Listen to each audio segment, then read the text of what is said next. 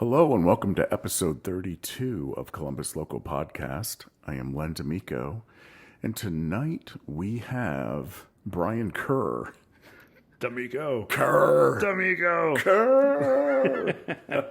I love you, Brian. Yeah, man. You know you're in my heart. It's good to be there. You know you're here, Yeah, man. man. But I've known you 25 years. It's been a long time, yeah. I was just learning how to play guitar when I met you, and you were already a professional. That's right, you were just starting out. Yeah. And I got talked into going out and supporting your open mics and stuff. Man, it was good stuff back in 25 years ago, early 2000s. What was that, Barrister Hall? Barrister Hall Yeah. in German Village, Columbus, Ohio. I met some people there that I still hang out with. And, So you're like an example of why I'm doing this podcast, Brian, because I've I've met yourself, and I'm just like enamored by your life story and how you got to Columbus, and you're really gonna be like the example for everyone. I mean, it makes me feel warm. It's good stuff, man. That's great to see. Maybe it was the pizza that we had at the maybe it's the pre-party. pizza. Yeah. Wow. No, man, it's always good to see you. And, we're both busy. We don't get to do this enough. So, yeah, it's cool. Yeah, I love it. Busy. Well, and it was just dude time today. So usually we have our lovely spouses with us. A bar full of people or whatever. Or a bar full of people where we Yeah. can't even talk. Yeah, no, this is good. Thank you, man. I appreciate making the time. Yeah, absolutely. Brian Kerr is a really awesome musician in Columbus, Ohio. And, I'll let you walk through the current projects that you're involved in currently, Brian. So I have a Celtic band. There's different versions of it. There's a two-piece with myself and the fiddle player. We're more traditional Celtic with some modern alt-rock, Peter Gabriel stuff thrown in, things that we find challenging and difficult. And then we have a full four-piece version, which is more of a Flogging Molly Mahone's punk, hard rock kind of Celtic band, still Celtic. And we blend in all the songs from previous bands. From my previous bands, we have, dozens of hours of other material. So we can be playing a traditional Irish song followed by Katy Perry or whatever it happens to be. I do a solo acoustic show where I loop vocals and percussion and all kinds of stuff, run through all kinds of different systems to make bass noises. And that's a lot of my time now is doing that. Then I fill in with some people like the Clark Twins. I play guitar or bass or just do whatever. And then We whatever comes up. We see you in rock bands too, slinging, an Ibanez gem around sometimes. You fill in for folks, right? I love those guitars so much. Yeah. No, We'll get into your gear. yeah, if someone wants me to come and play and I'm not booked, I will probably do it. So. Yeah. No, I love those jams. Absolutely. Yeah. All right. So the McIans, McIans duo. What do you call? How's that branded? We're trying to figure that out. Right now, it's just we're the McIans duo or the McIans full band, and we advertise on different services like Gig Salad or different booking agencies. We advertise to them, but we advertise it as one thing, and then we, based on what people want, we scale up or scale down based on the show. So, yeah, McIan's acoustic duo is the one that's playing the most. We're out 2 nights a week, but we play Lancaster, Portsmouth, Cleveland. The perimeter of Columbus. Oh, but we do see you around town here. We have like an hour and 30-minute travel radius because what we do is fairly niche, so we had to sort of broaden our area that we perform in. But we do play Columbus sometimes,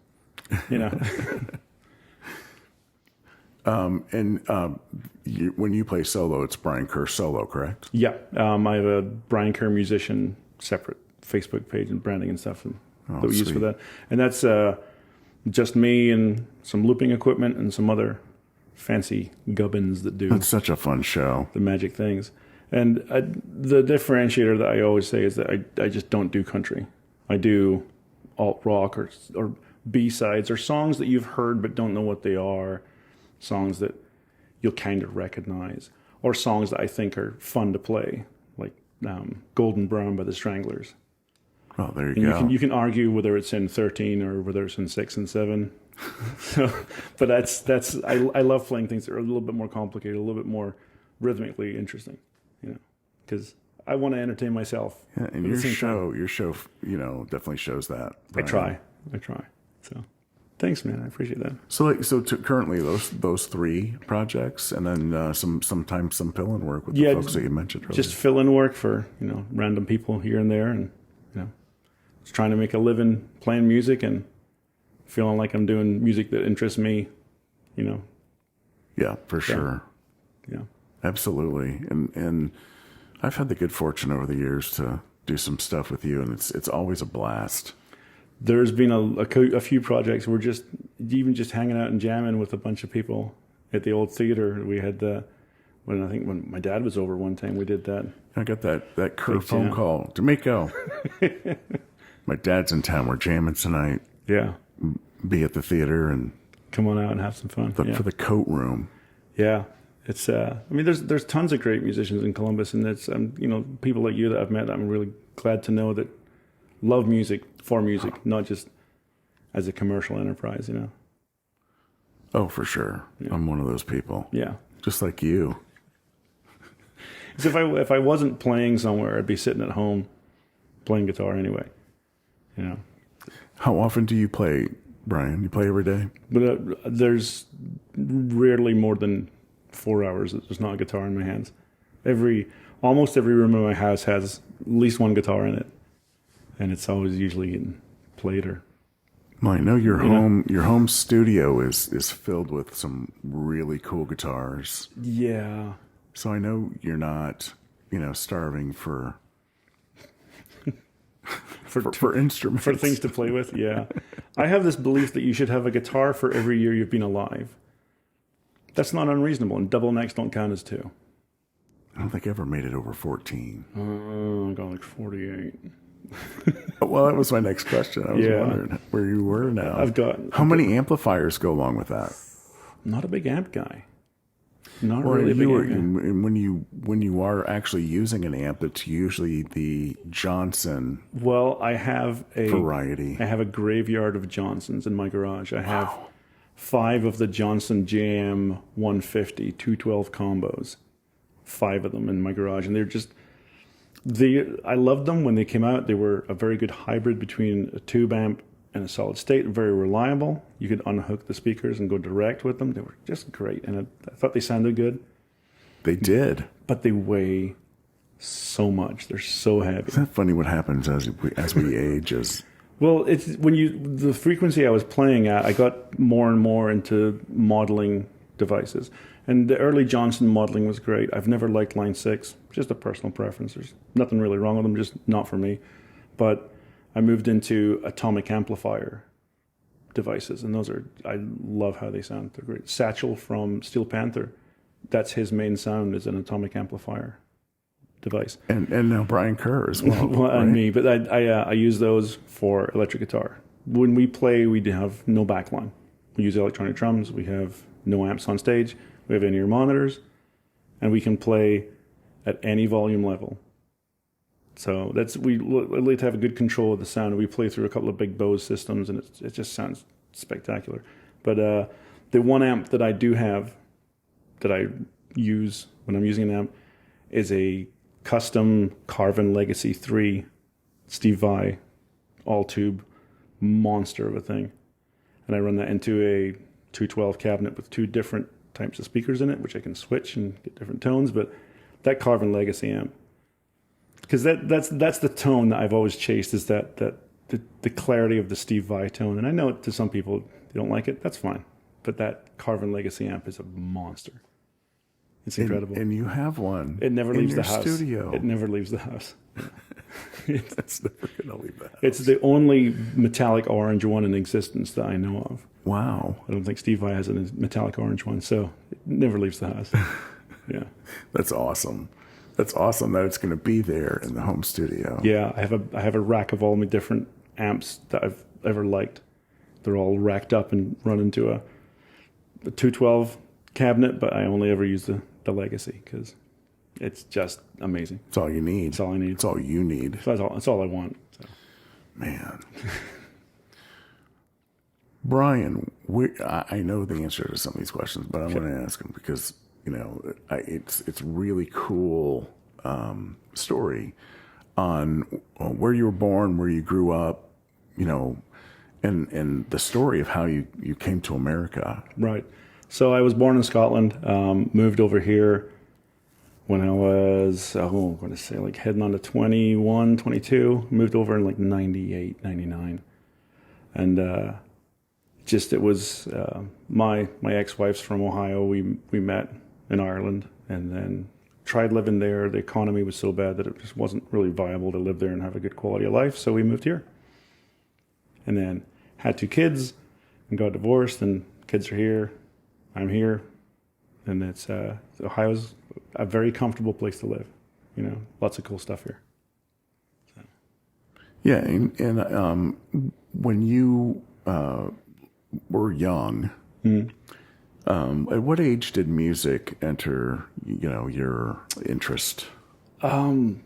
When growing up in my house, music wasn't really a thing. My father was a musician, but he left when I was very young. So my mother's sense of music was not anything that really spoke to me musically. And I think I was going to say I was about 13, and I went to 13 or 14. I went to a library, and you could rent vinyl, and I saw the album cover for Steve Vai's Passion and Warfare, and I thought that looks cool, and that guitar looks really cool. And I'd heard guitar before, but I put that on, and like first track, like brain just exploded. Like, oh, you can do things with a guitar that I've never heard before. You can express and convey things. He can make a song sound funny. He can make, and it's instrumental music. What is this? Just exploded my brain. So that's when I really leaned into wanting to play guitar, was because of Steve Vai. Cool story about Steve Vai. I went to a meet and greet with Steve Vai, and everyone's asking him questions. Everyone's getting one question. Where was this? The Newport, of cool. all places, many years ago. And there's people there, they're saying, what does that switch on your guitar do? I'm like, dude, you paid like $200 for this, and you're asking him what that switch does. What?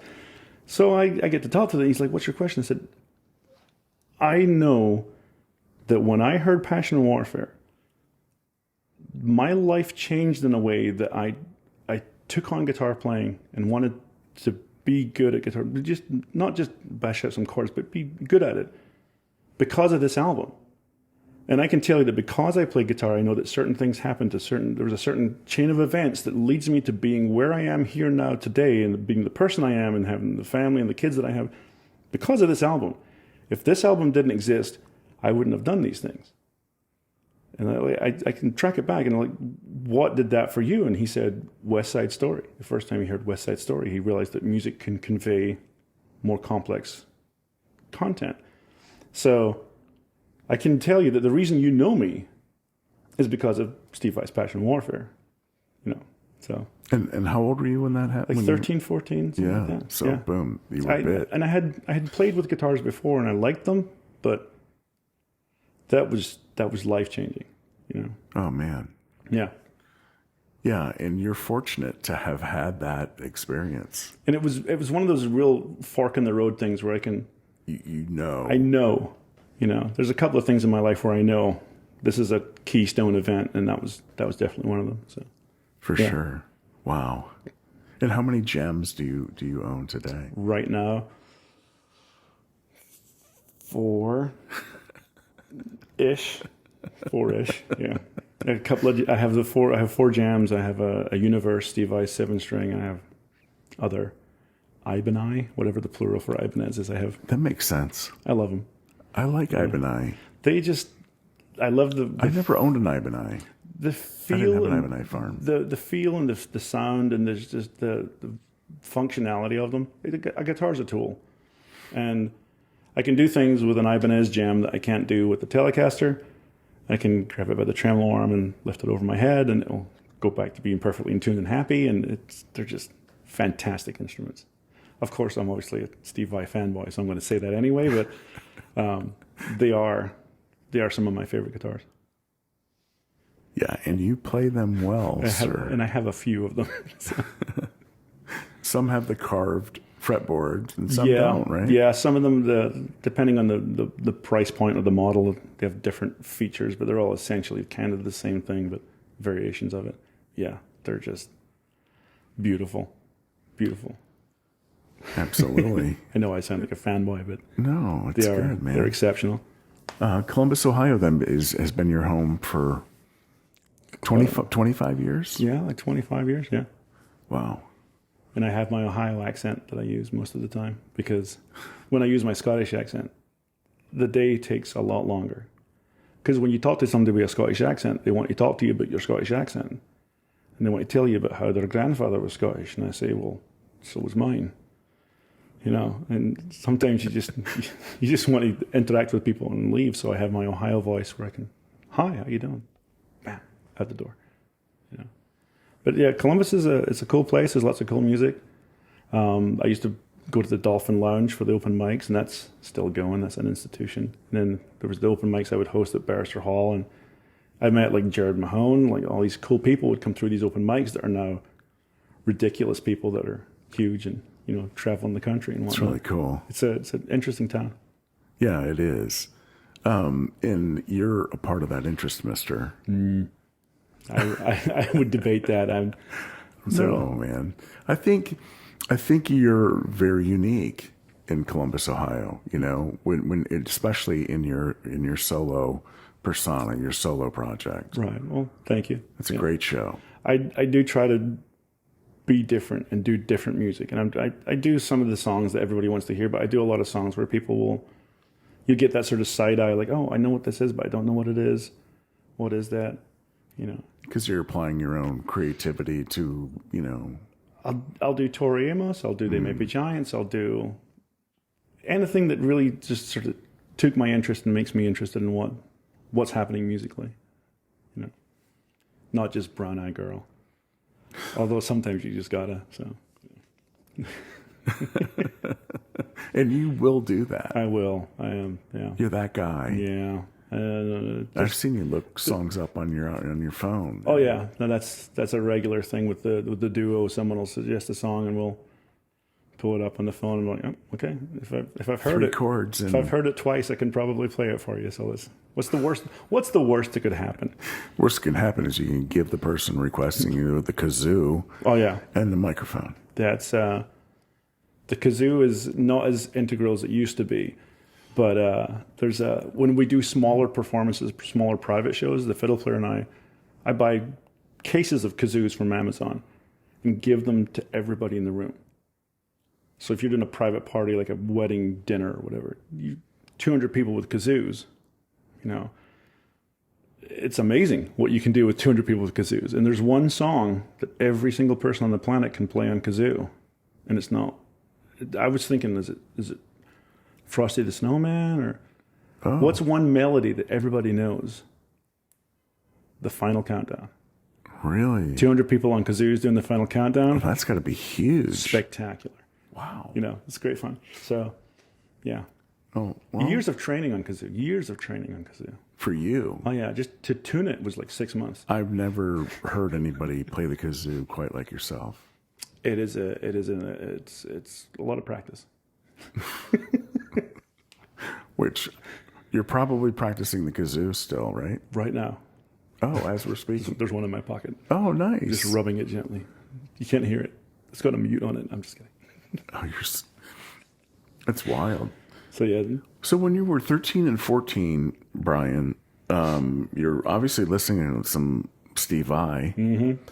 What else are you listening to, and what are some of the journey that you took with music? I was never really a fan of popular music. Yeah. So bands like Blur and Oasis and bands that I've always kind of really disliked Oasis. I feel like they're very, they'll start, an Oasis song will start and I'll go, oh, it's T-Rex.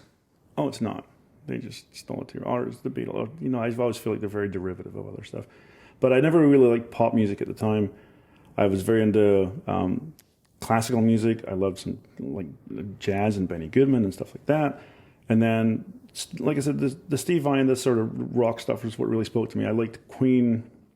Queen was one of my favorite bands. Then I found Extreme. I'm like, oh, it's Queen but heavier. Harmonies and melodies were all very Queen-like. So I've always liked that sort of melodic, instrumental stuff. But like Steve Vai. So like Steve Vai, Joe Satriani. Never cared for people who were just flash and technique, like Malmsteen. Didn't care for it. Didn't really connect with me in a way. And I know people love it, and that's great. It just never gelled with me in a way that I... With Extreme, did you gravitate toward Nuno? Yeah. Nuno and Pat Badger, the bass player, Nuno and those guys together are just... They do a lot of... Nuno used to be a drummer. I didn't know that. So he brings a lot of like percussive and like dotted sixteenths. And the new album, they have that new song, the first single of the new album. The solo on that is absolute insanity, and you can hear that just rhythmically how it's put together. It's just it's beautiful. It's not something that anyone else is doing, and that's what I like about music. When I hear musicians that are doing something that no one else is doing, or they're doing something in a way where you can see that there's no translation happening between what they're thinking and what you're hearing. That's exactly what they want you to hear. That's the stuff I love listening to. Like, I love Bella Fleck.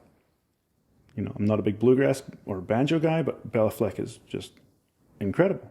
I love listening to people who are at the top of their game, just performing perfectly. So, yeah. But then as I got older, I got more into Peter Gabriel and other bands like that. I've always been fascinated with Tori Amos music, especially because I don't play piano and I don't think piano. I don't translate it in my head. I can hear any guitar piece and mechanically understand what's happening. Even if I can't play it, I know what they're doing. I know the techniques they're using. I know how they're doing it. With piano, it's all this magic to me, and I've always sort of liked to keep it as magic. Like Regina Spektor and Tori Amos, it's just like, oh, it's magical, what they're doing. I don't even understand it, so I'll just leave it alone. So, but yeah, when I was younger, it was Steve Vai, Extreme, and Queen. That was about it. That's cool. And then, so when you came to America and you were starting a family, was music still something that you were doing yourself? I was going to the open mics at the Dolphin Lounge. Yeah, and trying to just looking into the music scene because it's a very different environment, and there wasn't a big culture shock thing because I grew up in Scotland. We got a lot of American television, so I grew up watching Roseanne and The Cosby Show, and Roseanne is actually startlingly similar to when I first came here. When I first came here, I was in Marietta, Ohio. It's a smaller town. It's a nice town, but it felt very familiar from that working class family that you grew up watching Roseanne. And I know it's not real, it's a TV show, but there's very close similarities from an outsider's perspective as to how American culture really was in that sort of working class environment. So there wasn't a big culture shock, but the music scene was totally different. Because Scotland being like a Celtic country like Ireland, you go into a bar and there's 20 local musicians and they're all just sitting there playing the song and you can join in and that's just normal. Whereas here that's not as much of a thing. It's more of there's a performer, there's a stage, there's a boundary line. You're here to be entertained. You're not really part of it as the audience. So I looked on some, local boards for musicians and found Motorfly, Copenhagen and Lyndon Bolt and Mike Canarino, and joined them for a while. And that was my first musical thing here other than the open mics, which I hosted and attended for a while. And then that was my first musical venture here, was Motorfly. And that was a lot of fun. I had a picture of the banner, the Motorfly banner that's in Kokenauer's media packet that I put out there with his episode. Yeah. I think on Instagram. But I'm going to dig that up and I'm going to text it to you when we're done here. But yeah. Motorfly, what was that like for you, man? It was really strange because it was I played in some bands in Scotland and it was more just sort of general alt poppy cover bands. And this was more of a sort of rock band thing. And Mike Canarino, he's a I love Mike. Frontman extraordinaire. I love Mike. There's no other frontman like Mike Henry. No, there isn't. And it was just, the whole thing was like this sort of really just crazy fun time, just playing fun music. And he's insanely fun. He's just fun to be. And it's one of those things where there's bands that you perform with people and you're all good and proficient and it sounds great, but it feels like work. And Motorfly was just fun, natural. It was really natural. Chris Cokenhart's a great drummer. Lyndon Bolt's a great bass player. Yeah. It was this magical combination of everything gelled really quickly, and it was just so much fun. And I kind of thought that it's going to be like that's how it is here. You walk in and everybody's cool and everything's awesome and we all fit together and the music just gels instantly. And I'm like, this must be like this. Music in America with everybody here, You come to America, the streets are paved with gold, and everybody's really good musicians. And that's, not necessarily the case, but it was a good first group to be in. So, how long did Motorfly roll? I don't know, man. Time is meaningless, and I don't know how long they were existing before me. Was it? A couple of years. You guys played? Where did you play? Slapsy Maxie's. We played it somewhere over at the continent too. We played. I don't know, man. Yeah. It's been so long. We played El Rosa anytime? I don't think so. Anything like that? I don't think we played El Rosa. No, we played more. It was more like the bar circuit. Yeah. And it was that was really sort of a new thing for me, like the bar circuit with these rock band sort of thing. It was really interesting. And I, got to play my big pointy Steve Vai guitars and make widdly noises. So I was happy. So where'd you go from Motorfly? Man, I don't know. I'm trying to think. Raising your family, you're doing that. You're probably doing more open mic type stuff. Yeah, right? I was. See that a while when I met you. Yeah, I was really getting into the. I had a friend, Rod Baumbarker, who recorded an album in my basement studio. I built a studio in my basement in my house, and my friend Rod came over and he recorded an album there. And we were using a drum machine for a lot of the tracks. And he said, I want to bring in a drummer. So we brought in 2 drummers. And one was there for 8 hours. And we got a 3-minute track out of him. And one was there for 6 hours. And we got a 3-minute track out of him. And the 6-hour track guy was Steve Stinchcombe, who became my go-to drummer. I then joined a band called Six Pack Theory. And I felt that the drummer that I had met was better than the drummer who was there, and we talked about it, and we ended up bringing in Steve to be the drummer for Six Pack, and then Steve and I had a long and happy career of we would do duo stuff where I'd play acoustic guitar and he'd play drums, and I'm sure the White Stripes was a thing. But we weren't doing the White Stripes era for you. We weren't doing that sort of thing. It was more acoustic songs, and a lot of the songs that I had sort of brought over from Scotland when I was learning to sing and do stuff on my own. And it was really unique and interesting combination of just drums, guitar, and vocals. And Steve doesn't sing. He says he can, but I don't necessarily agree. But he's not a singer. I perform with Steve too. He's never sang. But he's as far as drummers go, he is absolutely solid. Agreed. And then when I started looping, we would have, my setup was configured in a way that Steve had a dedicated feed to his in-ear monitors that was just the loop, isolated from everything else. And that helped me with my looping, and we had added an extra dimension to the performance, but I was looping with a drummer, which is a thing unto itself. And so Steve was able to accommodate fluctuations when I wasn't that great at it, but it helped me get really good at building a solid, consistent loop that was in time and synced correctly. And it was Steve was great. Oh my gosh, yes. And while we're talking about looping, Mr. Kerr, you were in a national contest for looping. For the Boss Loop Station competition.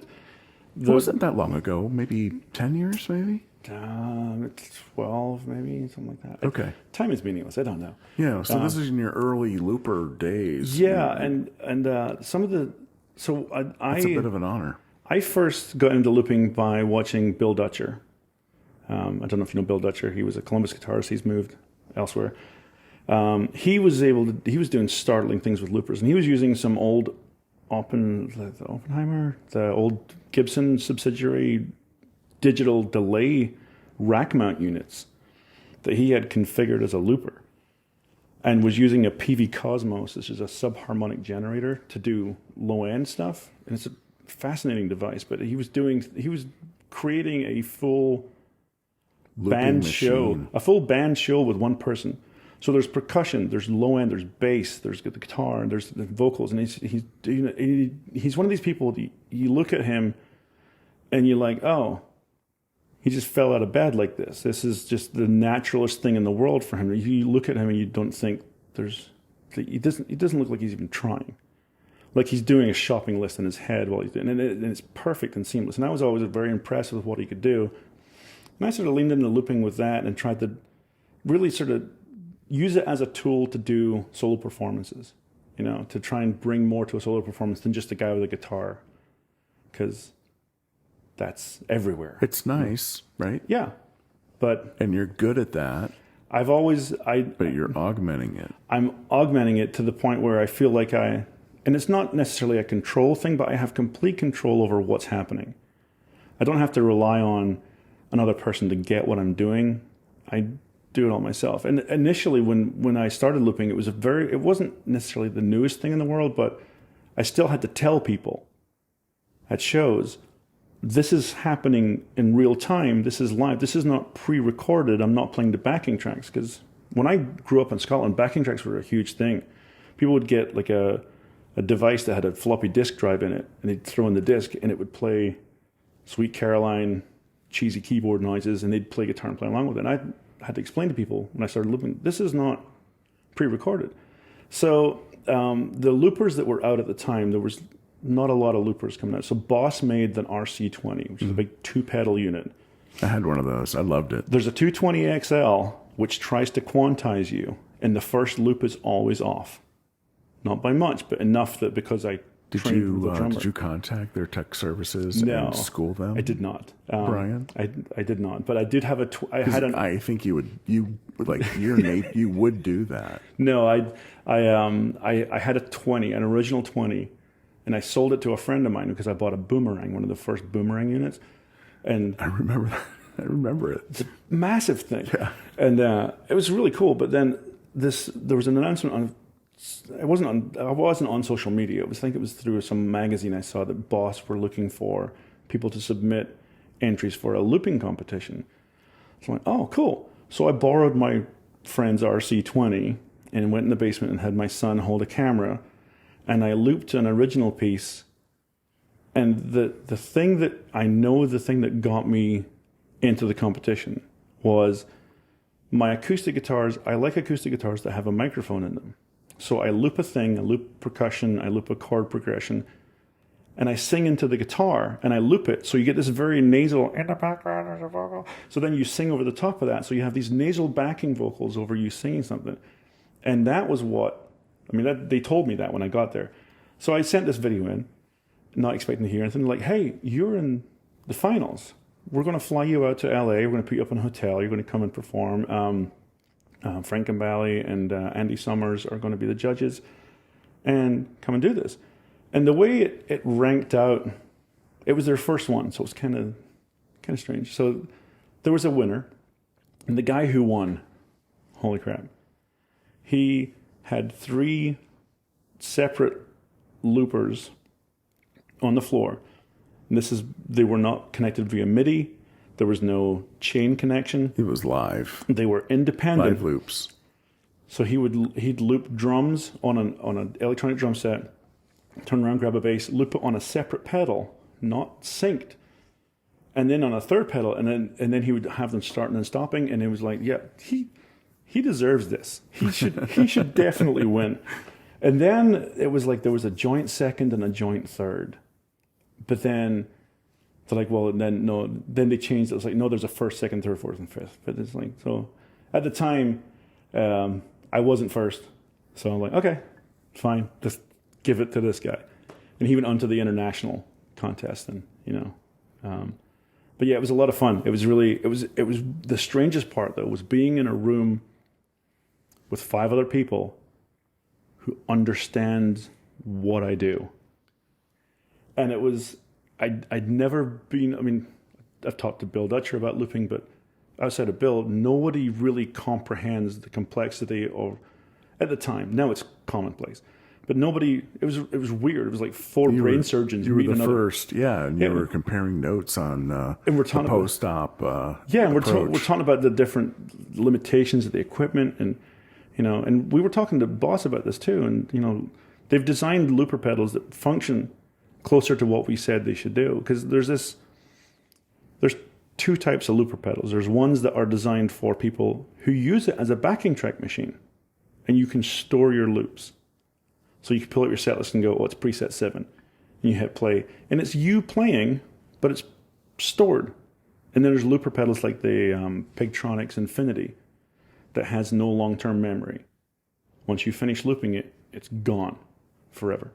So, the Boss was really focused on the using it as a backing track device. And we were talking to them about a tabletop version for people who are not guitar players. Did they ever come up? They with do. That? They have a tabletop version. There's an artist called Netta. Netta's amazing, amazing, and she's a vocal artist. She's a singer, but she uses all these different vocal effects, and she'll use the tabletop one. And she does a version of Blue. She does a version of that with just vocals. Incredible. Just amazing. The things people are doing with loopers now, Ed Sheeran was doing his stuff. But you're a pioneer user. We were like that sort of wild frontier of like this is new, and we were the first competition. I think they still have them every year, but it was really interesting to see other people using it in a way that, because we all had different approaches, and we all had different results we wanted to get from it, and it was really interesting. Well, you've come a long way too from that contest to today, and I will say, Brian, I love your shows. Thanks, man. The looping it's amazing. It's trying to find amazing experience. It's fun. It's trying to find a balance between the monotony of building a loop over multiple layers and getting into the song, because some songs you want to get in there quickly, and some require a little bit of building. So it's building an arrangement that lets you expand and grow the loop with complexity rather than just here's the chords, here we go, and I'm trying to do, that's what I've been focusing on, is trying to build loops in a way that are natural and sound like they're part of the song, rather than just you wait till I'm ready and then it's 4 times through the verse, you just wait, you're going to love it. But I try to build it in so it's natural and part of as the song evolves, as the loops grow and change. And sometimes I'll find my current favorite is Land Down Under by Men at Work. I do a nicer, slower version of that, which I can build on really nicely, and I've heard it, and I love it. I love it so much. So it's finding songs that work with that, and then finding a way to make it feel natural is what I tend to focus on. So it's a very organic assembly of notes and rhythms that come about, when you're looping. It's fun to watch you work. And the one of the biggest thing that I've looking at other loopers like Keller Williams, amazing. But he's running from instrument to instrument. He's building these landscapes and stuff that are just phenomenal. But he's instrument to instrument. He's percussion bass. Bill Dutcher using this PV Cosmos. It's a rack mount unit designed for subwoofers in nightclubs. Right, and it's a really dumb but smart unit. It's incredible. What it does is it listens to the whole frequency of things that are happening, and says, "What is the lowest thing?" Like a crossover would kind of, but it's like a smart crossover. So it's like it listens to everything and goes, what's the lowest thing? I'm going to take that and I'm going to drop it an octave. I don't care what it is. So if it's in a nightclub and it's supposed to live between your mixer and your amps, so your subs are just bouncing with this thing. But if you put it in your guitar chain between your guitar and your looper, I play a full G chord. I get the full G chord. And I get a G, just the G, an octave below. So now all of a sudden I have a bass player, who is me, in real time. So my first loop is guitar and bass.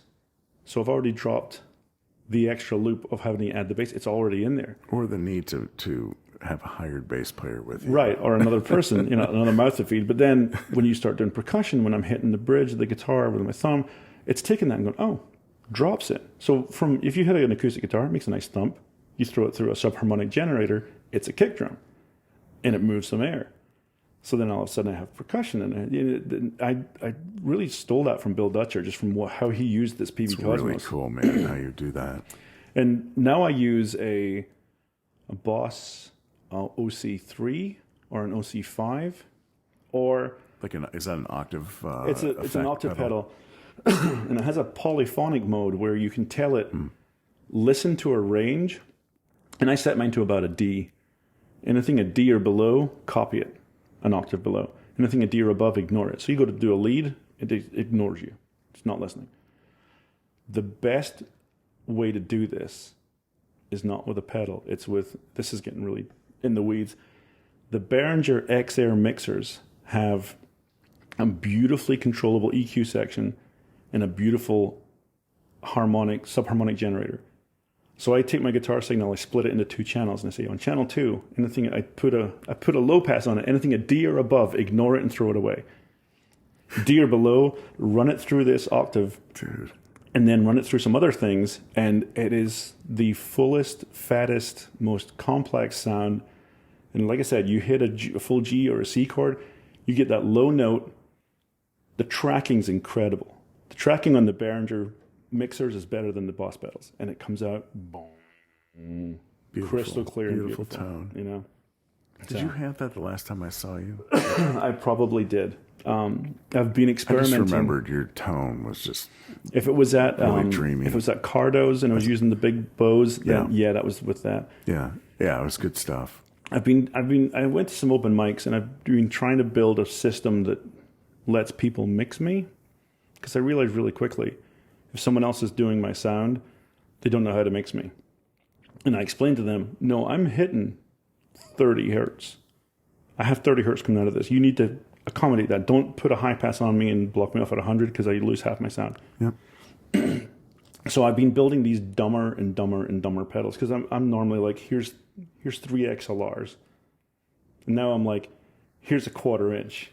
All of it. Guitar, vocals, subs, everything. It's all... That's where you are right now. Plug this in. When I'm playing at someone else's venue or someone else's location where they're doing sound, put this in, EQ flat, make it loud. That's it.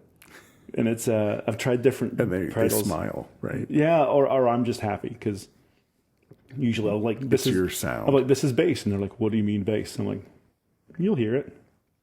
So yeah, man, I really love getting into the weeds with my gear and figuring out how to tweak that 2% improvement in what I want to hear. And I know that I'm the only one that can hear the thing I'm listening for. I totally understand that. There's a number of things you point out to me that you don't like about what happened to you that evening, and my response to you has been, you're the only one that knows. Oh yeah, no, I'm completely aware of that. It happens. There's things and it's okay. There's things that will frustrate me. They won't throw me off my gig completely, but there's things that will frustrate me that I know that other musicians are not listening for the thing that I'm listening for. And I'm like, oh, I'm so used to exactly how my sound is that this one thing was off by this minute percentage, and it just sort of goes, because I spend so much time trying to tweak it and make it. Yeah, sound just right. Should be realized, and should be automatic. Yeah, things break, man. Things blow up. Things go wrong. Drunk people fall on stuff. Power can be sketchy. Things blow up. You have any original music coming our way, Brian? No. I spend the majority of my time working with doing the acoustic solo shows and working with the fiddle player, and we recently got a new drummer for our Celtic band, so we're bringing him up to speed and doing that stuff. So original, I honestly feel like I don't really have anything interesting to say that people haven't said better before, so I'm just like, I enjoy crafting my sounds the way I make them. People have asked me at shows, do you have Spotify, do you have CDs? I'm like, no, And I should, and I know I should, You because should put some out there. at the end of the day, it's more revenue because I am a working musician. I do this because I love it, but I also like to be financially compensated for it. So it's another source of revenue, and it's another way to grow and to get more people to listen to. I get all that. I just have never put the time into it. You know, I should. Not everybody has spare time, Brian. And Well, you're certainly one of the people that does not. I will attest the love of my life, Elizabeth. She doesn't have a lot of spare time. I'm the kind of person that if I have spare time, I will find a thing to You're fill a lot it. like my girl. I will find things to fill the time if I have spare time.